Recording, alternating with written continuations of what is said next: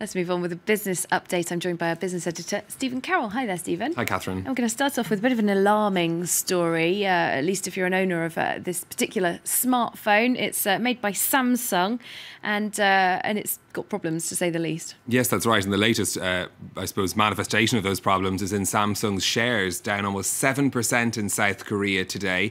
Samsung told users of the Galaxy Note 7 smartphone on Friday to stop using their phones due to a spate of exploding batteries. Now, the company had issued a worldwide recall of the Note 7 at the start of this month. Since then, airlines and America's Federal Aviation Administration have told passengers not to use the phone on flights.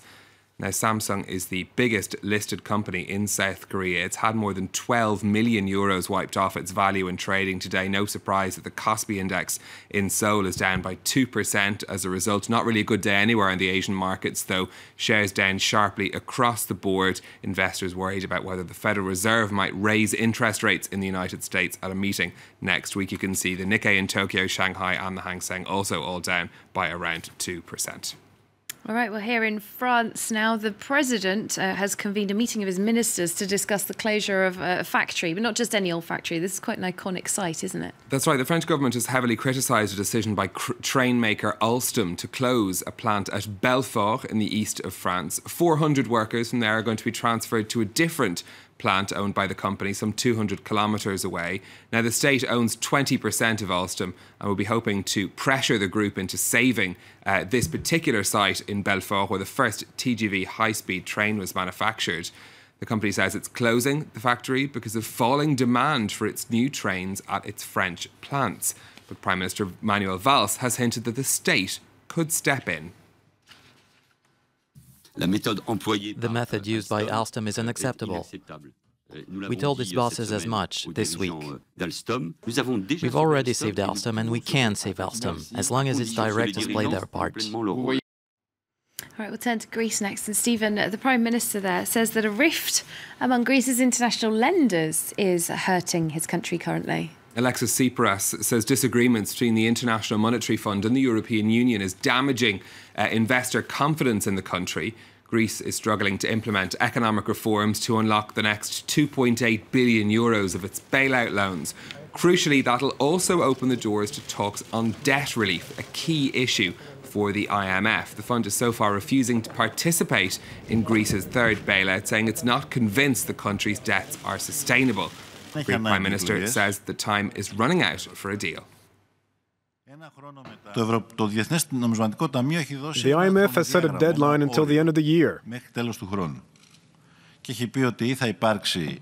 said that unless there are concrete measures, they will abandon the program. This deadline is also a deadline for negotiations. I would like only to stress that a country which has met such harsh adjustments and has suffered so much cannot wait much more.